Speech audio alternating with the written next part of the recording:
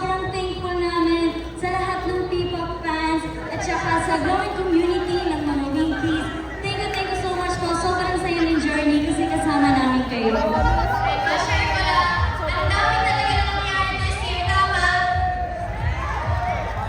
So, as a group, nakaka-start lang this year. Sobrang bilis talaga ng pangyayari.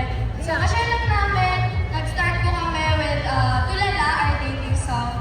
Next, Tatlong Hiling, and then magpa-perform ko na mamaya ang Baduy. Gusto niyo yung Baduy? Bawal matulog yung gusto niyo ng Baduy.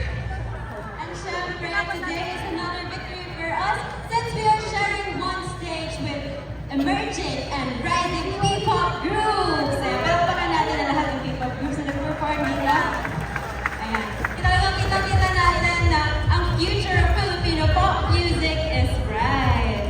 Yes, at dahil dyan, 2 days na lang, Pasko na! And syempre, wala lang dito. Ha? Kung nakikita mo yung mga headbands sila, kung cute ko, tala mo. Merry Christmas sa inyo! Oh my God. And ayun nga, wish naman para sa iyo ay sana matupad po ang makahiling niyo ngayong Pasko. At dahil dyan, mga ngaroling po kami sa inyo. Okay lang po ba mangaroling sa inyo? Wala naman po itong bayad ah. Free lang po ito. Sigaw niyo lang sapat na. Pwede mo marinig yung sigaw niya! Perfect! Kaya dyan, sabihin niyo kami. This is Kumukunding Lupita. Ay, magpapasko na. Pag magpapasko kasi narinig ko may mga Christmas parties. Tapos, uso daw yung bubos. Tama ba?